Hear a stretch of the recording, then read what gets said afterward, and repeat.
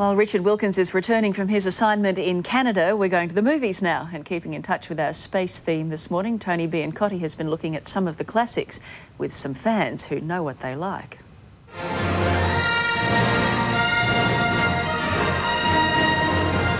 Not so long ago, in a suburb not far away, we got together with a group of science fiction and film fans to discuss the best space movies ever made. The first on the movie menu was Star Wars, creating some of our own special effects with pizza props. These fans really know their space movies. Kat Sparks knows every Star Wars line. I want to know what happened to the plans they sent you. What you talking about? I'm a member of the Imperial Senate on a diplomatic mission to Alderaan. You are part of the Rebel Alliance and a traitor. Take her away. My favourite space movie of all time is Star Wars. It's just perfect. I was 12 when I saw it, and it was just everything I'd ever dreamed. It was there on the screen. I have you now. The Force will be with you, always. The Star Wars movies bring back great memories for Stephanie Lennon. As a 12-year-old, it was just fantastic. It was just so out of this world. It was amazing. But looking back on it now, with a bit of hindsight, it was completely innovative in terms of what the movie-making industry was doing at the time and in comparison to the movie industry now. It's just still up there with the best. It's just brilliant. The Star Wars films are popular, but to the majority of these fans, the best space movie is 2001, A Space Odyssey by Stanley Kubrick. It's a long movie, so we better get comfortable.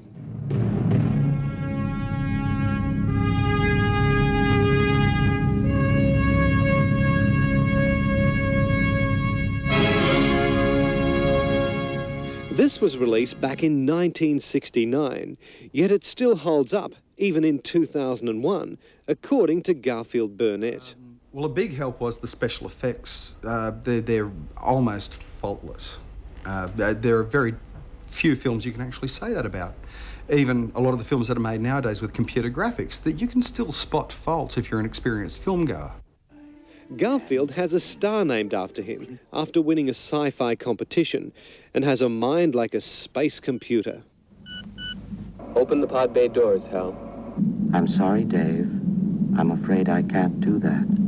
What are you talking about? It captures the grandeur of space, and it's a film about ideas. It was filmed before the first landing on the moon, and yet the space shuttles, the scenes on the moon, the astronauts in their spacesuits, it all looks very real and matches up well against what really happened. Ian Woolf is such a space fan, he went to the US to see a space shuttle launch. Another of his top space films is Apollo 13. It's not science fiction, it's science fact. Apollo 13 was really well done, I thought. You got to see all the, what it's really like for the people sort of, actually risking their lives, how dangerous it is, and the technical problems and the whole, still get the whole wonder of going into space. So I thought it was excellent. The Star Trek films are very popular with Trekkies, but not all sci-fi fans like them. I was a big fan of the original TV series and Captain Kirk, but apparently now he's politically incorrect. Do we like Captain Kirk? Male fantasy. Sleep with any woman so long as she's of a different colour. Woman on every planet. Yeah. Was he a bit of a fascist, Captain Kirk?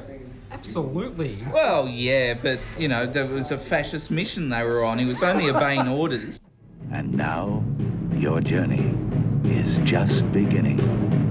2001, A Space Odyssey, is back on in the cinemas to celebrate the second anniversary of Kubrick's death. To most of these fans, it's still the best space movie of all time, and it's best to see it on the vast space of the big screen.